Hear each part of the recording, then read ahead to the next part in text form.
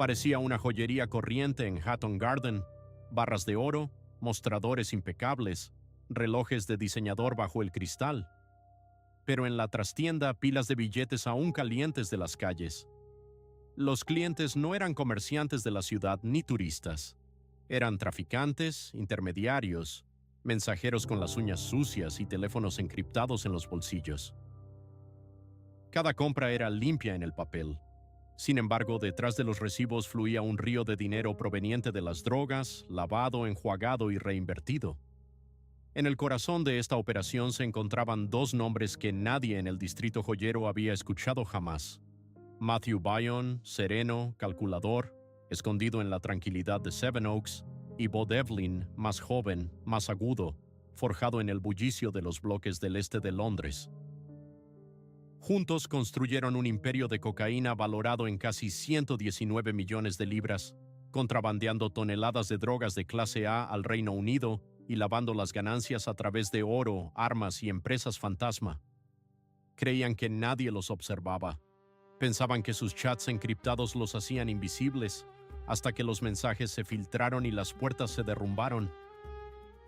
Este es el relato de Matthew Bion y Bo Devlin, los hombres que transformaron bananas, balas y lingotes en uno de los imperios de cocaína más sofisticados del Reino Unido. Matthew Bion no encajaba en la imagen típica, no era ostentoso, no derrochaba dinero en clubes ni conducía superdeportivos.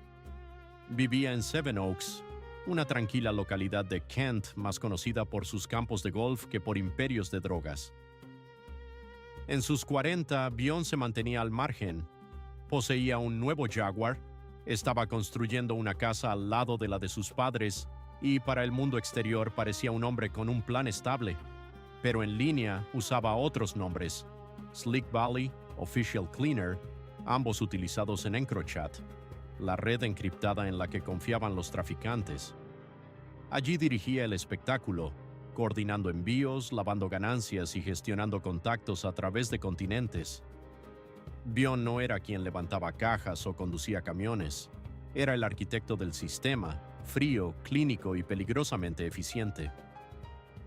Bo Devlin era el más joven de los dos, apenas 33 años cuando fue arrestado. Proveniente del este de Londres, su alias era Scalp Cleaner y, a diferencia de Bion, Devlin había crecido entre el ruido. Estaba formado en la calle, era práctico y estaba listo para mover lo que fuera necesario. Transportaba oro a la joyería en Hatton Garden, quemaba cargamentos falsos de bananas cuando ya no eran útiles, y cuando había pilas de dinero para mover, Devlin se encargaba, a veces hasta 100,000 libras a la vez. Los dos hombres tenían orígenes diferentes, pero compartían la misma habilidad: el silencio. Operaban sin espectáculo, sin guerras territoriales, sin derramamiento de sangre. Para cuando fueron capturados ya no eran solo traficantes, eran importadores, lavadores y proveedores, conectados directamente con productores sudamericanos. Sus conversaciones no trataban de onzas o kilos, hablaban en toneladas. Dos nombres que apenas susurraban en las calles, pero cuyo eco resonaba en el submundo del crimen organizado. En su caída revelaron un mundo oculto tras el brillo de las joyas, un recordatorio de que la verdadera riqueza a menudo se esconde en las sombras. Detrás del telón se gestaba una operación monumental. Los contactos no eran intermediarios corrientes, eran mayoristas sudamericanos de cocaína, hombres que movían toneladas, no kilos. A través de EncroChat, Byrne discutía acuerdos que eclipsaban a la mayoría de las redes del Reino Unido, 5 toneladas, a veces más. La ambición no solo era asombrosa, era palpable. Entre marzo y junio de 2020, trabajaban activamente para importar alrededor de 5 toneladas de cocaína a través de puertos europeos, incluidos algunos que permanecen sin nombre. La droga llegaba a Europa desde Colombia o Ecuador, a menudo bajo el disfraz de productos legítimos. Era logística enmascarada como comercio. Utilizaban rutas establecidas, mapeadas y puestas a prueba. Imágenes posteriores en los teléfonos de los involucrados mostraban camiones detenidos en la frontera entre Colombia y Ecuador, con la carga siendo minuciosamente inspeccionada. Estos no eran mensajes ociosos, sino instantáneas del campo de batalla. Una vez en Europa, los envíos continuaban su trayecto hacia el Reino Unido, a menudo descompuestos, redirigidos y ocultos en cargamentos diseñados para pasar desapercibidos. Desde puertos marítimos hasta autopistas, el producto se movía en silencio, rastreado únicamente por teléfonos encriptados y un lenguaje codificado. La red de Byrne tenía cubierto cada eslabón: origen, tránsito, llegada, almacenamiento. Conocía los cuellos de botella, los puntos débiles, los tiempos precisos. No solo compraba cocaína, orquestaba su viaje. Devlin seguía órdenes, pero incluso sus mensajes mostraban familiaridad con el sistema, haciendo referencias a tiempos de entrega, cálculos de espera y desgloses de costos. Un solo envío les costó 3 millones de libras por 600 kilos, un precio que lo decía todo. No era material adulterado ni suministro de segunda categoría. Era cocaína pura, limpia, de alta pureza, directamente de la fuente. En las calles, una vez cortada y repartida, habría generado varias veces su precio original. No estaban construyendo un negocio, estaban gestionando una tubería y durante casi 8 años fluyó sin interrupción. Sus envíos no levantaban sospechas. No había cajas secretas ni fondos falsos, solo bananas. La fruta llegaba por palés, toneladas a la vez. Desde el exterior parecía ser producto fresco. En el manifiesto nada inusual. Pero enterradas dentro de algunas de esas cargas había bloques de cocaína, envueltos, sellados y ocultos bajo capas de piel amarilla. Para que funcionara, construyeron fachadas, empresas ficticias completas con nombres, direcciones y números de IVA, negocios de papel diseñados para mover producto, eludir aduanas y mantener la red real invisible. Pero el método no solo se trataba de ocultar, era sobre probar. Realizaban carreras de prueba, consignaciones completas de bananas enviadas sin drogas, solo para ver si la ruta se mantenía. Si una carga limpia pasaba, la verdadera le seguía. Esas pruebas no eran baratas.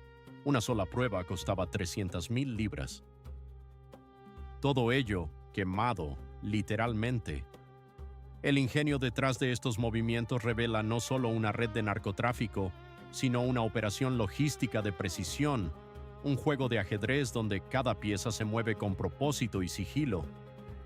En su esencia, esta historia es un reflejo de la lucha eterna entre la codicia humana y los límites de la ley. En un mundo donde los límites entre lo legal y lo ilícito se desdibujan, la historia de un imperio clandestino emerge, tejido con hilos de codicia y audacia. Cuando la vía legal para despachar las bananas quedó bloqueada, Byrne tomó una decisión drástica. Ordenó a Devlin incendiar los palés. No debía quedar rastro ni cabos sueltos. Pero no todo se movía en camiones. Byrne hablaba de los plug cars, vehículos comunes transformados con compartimentos secretos esculpidos en su carrocería. El artífice de estas máquinas era conocido únicamente como el jefe del plug, una figura en las sombras especializada en convertir autos compactos en herramientas de contrabando. Los conductores, en su mayoría, recibían 50,000 libras por cada viaje, transportando alrededor de 250 kilos por vez. Los compartimentos eran sellados, silenciosos y casi imposibles de detectar sin desmantelar el vehículo. Cada detalle estaba meticulosamente diseñado. Cada traslado era una prueba de sincronización, nervios de acero y confianza. Durante años el esquema funcionó. Sin alarmas, sin incautaciones, solo drogas entrando y dinero saliendo. Las cajas de fruta seguían llegando, y el oro tenía la apariencia de legitimidad, estampado, pesado y vendido a través de una tienda en Hatton Garden, el epicentro de la joyería en Londres. En los documentos todo parecía limpio, pero en realidad formaba parte de una de las operaciones de lavado de dinero más efectivas del Reino Unido. Detrás del mostrador estaba Chris O'Shea, de 56 años, un joyero ubicado en Avery Hill Road, en New Elfan. En las comunicaciones encriptadas de Encrochat era conocido como All Starging, y para Byrne y Devlin era más que un simple comerciante. O'Shea era el motor financiero de su imperio, intercambiando efectivo de dudosa procedencia por lingotes de oro y relojes de diseño. Su tienda se convirtió en el ciclo de lavado, transformando ganancias criminales en activos que podían ser almacenados, revendidos o exhibidos sin cuestionamientos. Bayer no se manejaba con pequeñas cantidades, movía cientos de miles de libras a la vez, comprando de 10 a 15 lingotes de oro de una sola vez, cada uno costando alrededor de 40,000 libras. Las fotos de su teléfono más tarde mostraron el alijo, pilas relucientes de lingotes, un gabinete digital de riqueza blanqueada. O'Shea cobraba un 3% de comisión, pero el retorno era dinero limpio, imposible de rastrear y listo para recircularse. Cuando los Investigmesa se encontraron ante una operación multimillonaria, donde cada gramo de oro estaba ligado a un bloque de cocaína, y durante años nadie se dio cuenta. La tienda permanecía abierta, el oro seguía moviéndose y el dinero permanecía en silencio. Sin embargo, la cocaína no era lo único que Matthew Beer movía. Entre las drogas y el oro se escondía algo más frío, armas de fuego. No las anunciaba abiertamente, las ofrecía a contactos selectos usando los mismos canales encriptados que se utilizaban para los tratos de drogas. Los mensajes mostraban discusiones sobre pistolas semiautomáticas, armas compactas diseñadas para disparos rápidos. Bayer también ofrecía silenciadores, empaquetando letalidad con silencio, herramientas diseñadas para guerras criminales, no para defensa personal. Uno de sus principales compradores era Jody Hall, un hombre de 51 años de Bromley. En Encrochat era conocido como Unbeaten Moose. Bayern utilizaba a un tercero para verificar cada trato, una figura referida únicamente como el boxeador. Este submundo de transacciones secretas y alianzas peligrosas revelaba una red intrincada, donde cada movimiento era calculado y cada interacción un riesgo. En el corazón de esta operación se encontraba una verdad ineludible: la capacidad humana para transformar lo cotidiano en extraordinario, para utilizar la innovación no solo para el progreso, sino también para la explotación. La línea entre lo legal y lo ilegal se desdibuja, dejando una reflexión sobre las fuerzas que moldean nuestro mundo y las decisiones que definen nuestro destino. Cada arma era inspeccionada físicamente antes de cambiar de manos. El proceso era meticuloso y profesional. En julio de 2020, Hall fue arrestado mientras recogía una de las armas de Bayern. El arma había pasado por las manos de la caja y Quemado sabía exactamente lo que había sucedido: el arresto, el riesgo, la exposición. Pero lo que vino después fue aún más alarmante. Bayern envió mensajes a sus contactos sobre liberar a Hall de una furgoneta de prisión, no en teoría, sino en detalle. Afirmaba saber qué tipo de oficiales lo custodiaban, si estarían de civil o uniformados. Incluso mencionó que contaba con personas que ya lo habían hecho antes. Más tarde, Hall se declaró culpable de delitos relacionados con armas de fuego y drogas. Fue sentenciado en 2020 a 12 años de prisión. El plan para rescatarlo nunca pasó de los mensajes encriptados, pero demostró hasta dónde estaba dispuesto a llegar Bayern. Bayern seguía coordinando envíos de cocaína en ese momento, aún movía dinero a través de Hatton Garden, aún blanqueaba. Pero en el trasfondo estaba dispuesto a sacar a alguien bajo custodia armada solo para mantener intacta su red. Para los investigadores esto reveló algo más profundo: no solo un empresario criminal, sino un hombre preparado para la violencia extrema si eso significaba proteger la máquina. Y la máquina seguía funcionando, pero la presión estaba aumentando, y el tiempo se agotaba. Para octubre de 2020 la red había comenzado a resquebrajarse, pero aún no se había roto por completo. Eso llegaría más tarde, lentamente, un pedazo a la vez. Como discutimos anteriormente, fue el arresto y la sentencia de Jody Hall. En julio de 2020, luego llegó Chris O'Shea, el joyero de Hatton Garden, quien convertía montones de dinero en efectivo en dinero blanco. Los equipos de la NSA y OCP allanaron las instalaciones en coordinación con arrestos más amplios. Su tienda fue registrada, sus registros revisados, y la pista de papel comenzó a desmoronarse. El arresto en sí fue silencioso. En su casa en Avery Hill Road en New Eltham, O'Shea fue detenido. No hubo persecuciones ni resistencia. Solo un hombre que pensó que su trabajo nunca sería rastreado hasta las calles de donde provenía. Dentro de la tienda y su hogar encontraron las señales, transacciones y grandes acuerdos. Había parecido legítimo durante años. Ahora se veía como lo que era, un centro de lavado de dinero en el corazón de un imperio de 190 millones de libras. Chris O'Shea fue juzgado más tarde en el Tribunal de la Corona de Maidstone. En enero de 2024 se declaró culpable de lavado de dinero y delitos de drogas y fue sentenciado a 11 años de prisión. Uno por uno, los pilares de la red estaban cayendo. El de O'Shea estaba envuelto en oro, pero colapsó de igual manera. Pero no fue casualidad, no fue suerte. El detonante detrás de todo esto fue la Operación Banetic, el momento en que las autoridades descifraron Encrochat, la plataforma encriptada utilizada por el inframundo criminal en toda Europa. De repente, cada mensaje era visible, cada alias conectado a un nombre real, y desde ese momento el imperio de Bernard Devlin comenzó a desmoronarse. La caída de este imperio criminal no fue un evento aislado, fue el resultado de años de investigación, de la dedicación incansable de aquellos que luchan contra el crimen organizado.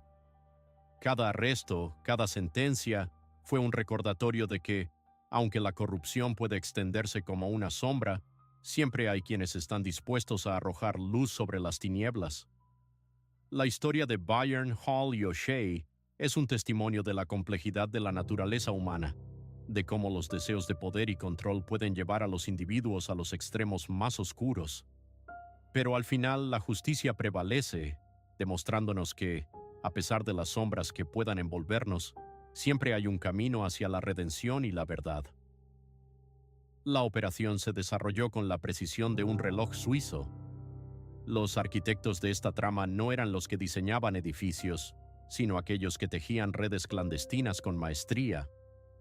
Al frente de la acción, una fuerza combinada de detectives de la Agencia Nacional del Crimen y la Policía Metropolitana se movía con sigilo, pero con una determinación inquebrantable. Sabían exactamente a dónde dirigirse. Cada mensaje había sido leído y cada paso cuidadosamente planeado. Matthew Byam fue detenido en su hogar tras 7 semanas de intensa vigilancia. Su casa, impecable por fuera, escondía un mundo muy diferente en su interior. Los agentes encontraron 20,000 libras en efectivo escondidas en un cajón, resguardadas junto a resguardos que mostraban depósitos abultados en cuentas ocultas, un flamante Jaguar y un teléfono Encrochat parpadeante que aún guardaba vestigios de su imperio criminal. La siguiente parada fue la residencia de su pareja.